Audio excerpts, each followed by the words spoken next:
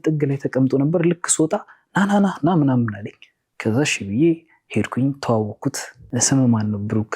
በቃ ያው እንደማንኛውም ሙስሊም ለምንድነው ብሩክ የሆነው ብሎ ጠየቀኝ። መለስኩለት። እንዲህ የተወሰነ ነገር ነገርኩት፣ ሰለምቴ መሆኔን ምናምን ነገርኩት። ግን በአካባቢውን እስልምና ደብሮኛል አልኩት። በጣም ቦልድ ነኝ፣ ልጆኜ ቦልድ ነኝ። ነገሮችን ስናገር እንዲህ በግልጽ ነው የምናገረው። አሁን እንኳን እስልምና ደብሮኛል አልኩት። ደነገጠ። ለምን አለ ይህንን ብርሃን ሰጥቶ ይህንን ሁዳ ሰጥቶ እንዴት ድጋሚ ደብሮኛል?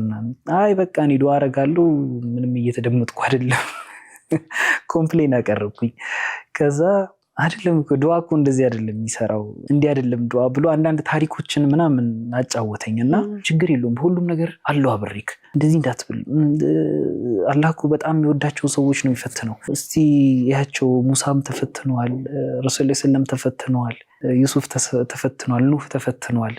አላህ ዘንድ በጣም ተወዳጅ የሆኑ ፍጡሮች እንግዲህ መልእክተኞች ናቸው። እነሱም በዛ ደረጃ ከፈተናቸው እኛን ደግሞ አይፈትነን ብለን ጥያቄ ማቅረብ በራሱ ልክ አይሆንም። ስለዚህ በጣም የሚወዳቸውን ሰዎች አላህ ይፈትናል። ፈተና አንዱ መንገድ ነው። ፈተና በራሱ ፈጣሪ ስለሚጠላክ የሚያደርገው ነገር ሳይሆን ፈጣሪ እንደውም ውዴታውን ሊያሳየ የሚፈልግበት መንገድ ስለሆነ ኮንሲስተንት እንደሆን በጣም አገዘኝ። ችሎታዬንም እንዳወጣ አደረገኝ። መጽሐፎችን አነብ ምናምን ስለነበር ዶክተር ቢላል ፊሊፕስን መጽሐፍ How to be a successful Muslim የሚል መጽሐፍ ነበር። እሱን ተረጎምኩት። ቁጭ ብዬ ተረጎምኩትና ከዛ የሆነ ቀን በቃ የስጦታዬ ነው ብዬ ሰጠሁት።